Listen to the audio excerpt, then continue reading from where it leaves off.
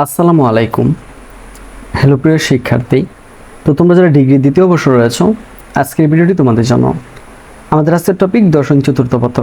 তো যাদের এই টপিকটি রয়েছে প্রথম থেকে শেষ পর্যন্ত দেখতে থাকো, আর যাদের সাজেশনগুলো লাগবে তারা সরাসরি আমাদের সাথে কন্ট্যাক্ট করতে পারো। তো চলো শুরু করা যাক আমাদের আজকের ভিডিওটি। তো আমি তোমাদেরকে ক বিভাগ থেকে কিছু প্রশ্ন দেখিয়ে দিচ্ছি। আমাদের প্রথম প্রশ্ন, ভারতীয় দর্শন কি? উত্তরটা হচ্ছে ভারতবর্ষের হিন্দু, অহিন্দু, আস্তিক ও নাস্তিক সর্বশ্রেণীর চিন্তাবিদদের চিন্তা চেতনা নিয়ে যে দর্শন গড়ে উঠেছে তাকে ভারতীয় দর্শন বলা হয়। আমাদের 2 নম্বর প্রশ্ন, ভারতীয় দর্শনের প্রধান দুটি বৈশিষ্ট্য উল্লেখ করো। তো ভারতীয় দর্শনের প্রধান দুটি বৈশিষ্ট্য হচ্ছে আধ্যাত্মিক, উদার ও ব্যাপক। এরপর দেখো, ভারতীয় দর্শন ও সংস্কৃতি গ্রন্থের রচয়িতা কে? উত্তরটা হচ্ছে ভারতীয় দর্শন ও সংস্কৃতি গ্রন্থের রচয়িতা এম মতিউর রহমান। ওকে, এরপর দেখো, দ্য নয়া থিওরি অফ নলেজ গ্রন্থটি কার? এটা হচ্ছে এস.সি. চ্যাটার্জির। বেদ কি? উত্তরটা হচ্ছে বেদ হচ্ছে ভারতের সর্বপ্রাচীন বা সবচেয়ে প্রাচীন ধর্মশাস্ত্র। And introduction to Indian philosophy গ্রন্থটির লেখক কে? এটাও S C. Chatterjee. A history of Indian philosophy গ্রন্থটির লেখক কে? তো এই গ্রন্থটি লেখা হয়েছে সুরেন্দ্র দাস গুপ্ত। ডক্টর রাধাকৃষ্ণন এর যে কোনো একটি বইয়ের নাম লেখো। এটা হচ্ছে ইন্ডিয়া ফিলোসফি। অধিকাংশ ভারতীয় দর্শন কিসের উপর ভিত্তি করে গড়ে উঠেছে? এটা হচ্ছে বেদের উপর। ভারতীয় দর্শনের 3টি বৈশিষ্ট্য লিখো।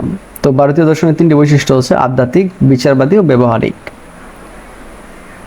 ভারতীয় দর্শনের বিরুদ্ধে আনীত যে কোনো 2টি অভিযোগ লেখো। তো ভারতীয় দর্শনের বিরুদ্ধে আনীত 2টি অভিযোগ হচ্ছে নির্বিচারবাদী ও দুঃখবাদী। সর্বদর্শন সংগ্রহ গ্রন্থটি কার লেখা? এটা হচ্ছে মাধবাচার্যের লেখা। দুঃখবাদ কি? দুঃখবাদ কি? হ্যাঁ,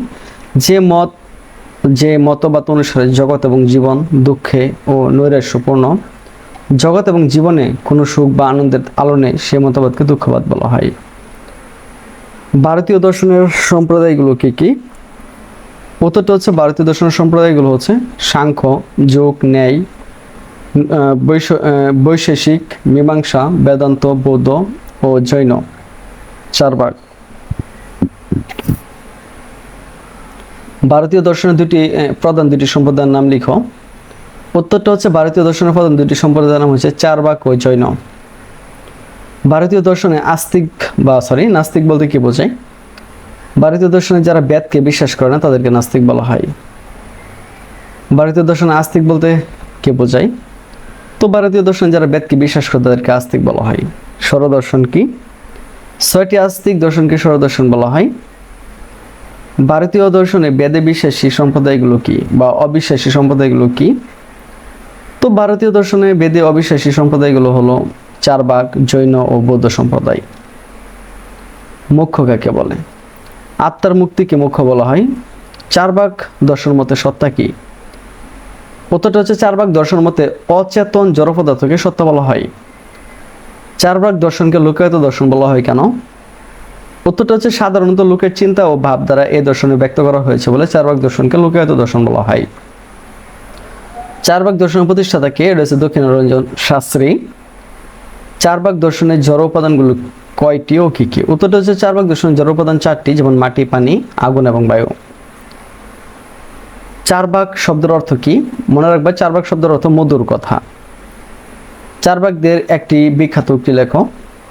তো চারবাকদের একটি বিখ্যাত উক্তি হচ্ছে ঋণ করে ঘি খাও, যতদিন বাঁচবে সুখে বাঁচবে। স্বরদর্শন সমুচ্চয় গ্রন্থের প্রণেতা কে? তো স্বরদর্শন সমুচ্চয় গ্রন্থের প্রণেতা হরিভদ্র সুরী। জৈন দর্শন কি? উত্তর হচ্ছে ভারতীয় নাস্তিক দর্শনকে জৈন দর্শন বলা হয়। জৈন শব্দের অর্থ কি? মনে রাখবা, জৈন শব্দের অর্থ জয়। জৈন ধর্ম প্রবর্তক কে? উত্তরটা হচ্ছে জৈন ধর্ম প্রবর্তক তোমার হচ্ছে প্রবর্তক মহাবীর। তো এইভাবে আমাদের ক বিভাগ, খ বিভাগ, গ বিভাগ প্রশ্ন প্লাস উত্তর সহ সাজানো রয়েছে। তুমি চাইলে আমাদের সাথে কন্ট্যাক্ট করে এগুলো খুব সহজে নিয়ে নিতে পারো।